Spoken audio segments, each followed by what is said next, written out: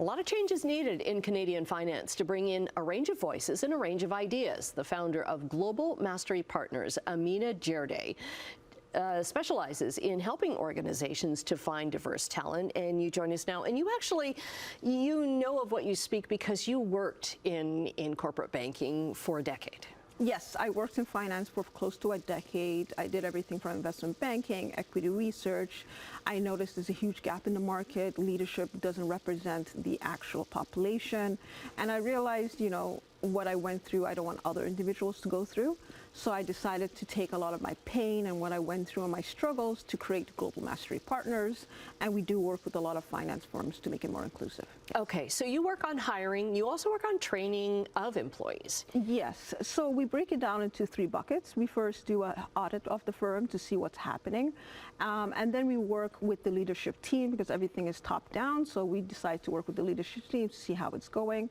And then finally, we work with the culture of the firm. How do we improve it? We work with the interviewing panels. We look at the resumes, how everything is done. So we do work on 3 buckets, and we try to make it more inclusive because inclusivity is a very broad topic, and every firm is different. But the audit shows us where they're struggling from the beginning. Mm-hmm. And how do you make sure it's just not like a ticking off of boxes? That's a very good question. So that's what's going on now. A lot of people think it's just ticking off boxes. Systems have to be created in the first place. So we have to have systems in place. Once the systems is structured, and there needs to be constant monitoring, there needs to be accountability, unconscious biases need to be looked at, addressed, leadership needs to be on board. So once all that is set up, we need to constantly monitor it. It's just not a one-off. We work with companies for the entire year, and then we monitor it constantly. But the systems need to be in place to make sure it's not a one-off ticked box. Mm-hmm. Because you think about if not everybody is included at the table, think about all the ideas or the innovation that financial companies in general could be missing out on, like not knowing, oh, okay, there's this avenue we could go down that we didn't even know about. Exactly. I mean, there's countless studies out there from McKinsey and Bain that shows, if you do have diversity, it improves innovation, it improves profits. Having a diverse group of individuals improves their creativity, improves innovation. It also creates a culture that people feel safe. And once people feel safe and they can be their true self, they tend to come up with great ideas. So overall, it does have a positive impact on the bottom line, the profits.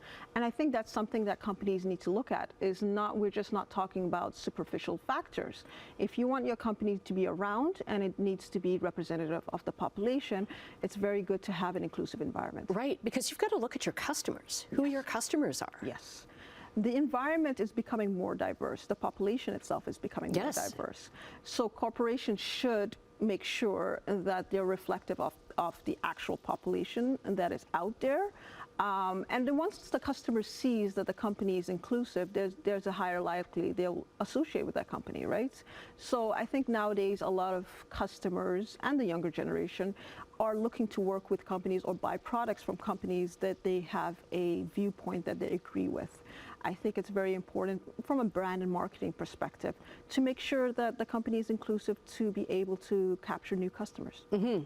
And we've got about a minute left, but you want to make sure that branding just isn't superficial. And that's where your training comes in. Yes. So we don't do any superficial quotas or any superficial initiatives. Everything is system-based.